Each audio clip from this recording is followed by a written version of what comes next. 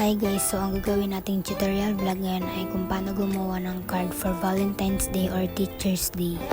So ang una is dalawang color paper, pero nasa sa inyo na yun kung ano yung mas prefer nyong color paper na gagawin nyo. So ayan ang una, dito is tutupiin natin yan. Then ang susunod naman ay tutupiin din natin tong isa.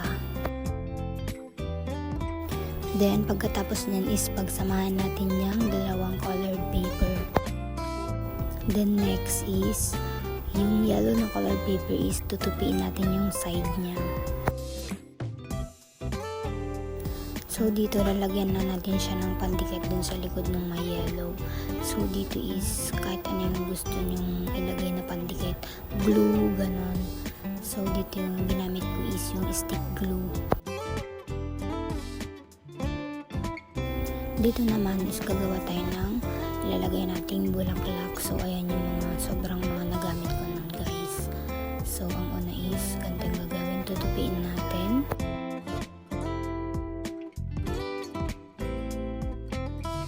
Dito naman is ikakat natin siya sa gitna. Then susunod tutupiin natin siya ng ganyan. Tapos tutupiin pa natin siya ulit.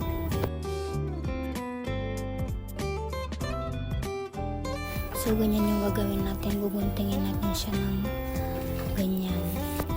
Para yung shape niya is flower. So, dito sa paggawa ng bulaklak, gagamitin natin yung gunting para mas gumanda yung kalalabasan ng flower.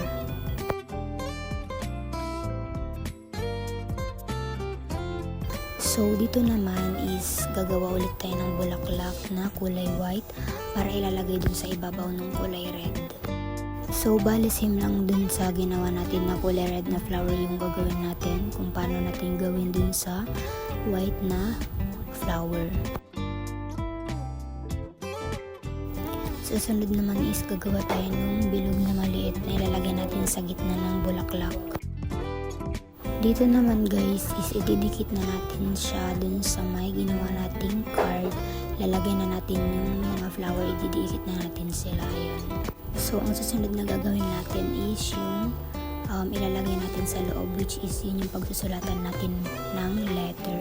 Dito is tinupi-tupi lang sa gitna. Ayan. Then yung susunod is guguntungin natin siya sa gitna para mahati. Then para mas marami yung page na pagsusulatan natin sa may loob ng card.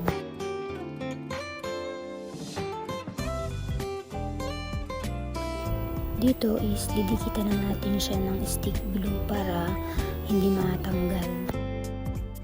So dito yung susunod is yung excess ng ginawa natin kaninang bulaklak is yun yung i-design natin dito sa may front page na ginawa natin pagsusulatan ng letter.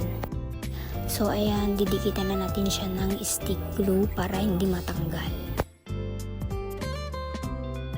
Dito guys, yung gagawin natin, yung ilalagay natin dyan sa may harap, yung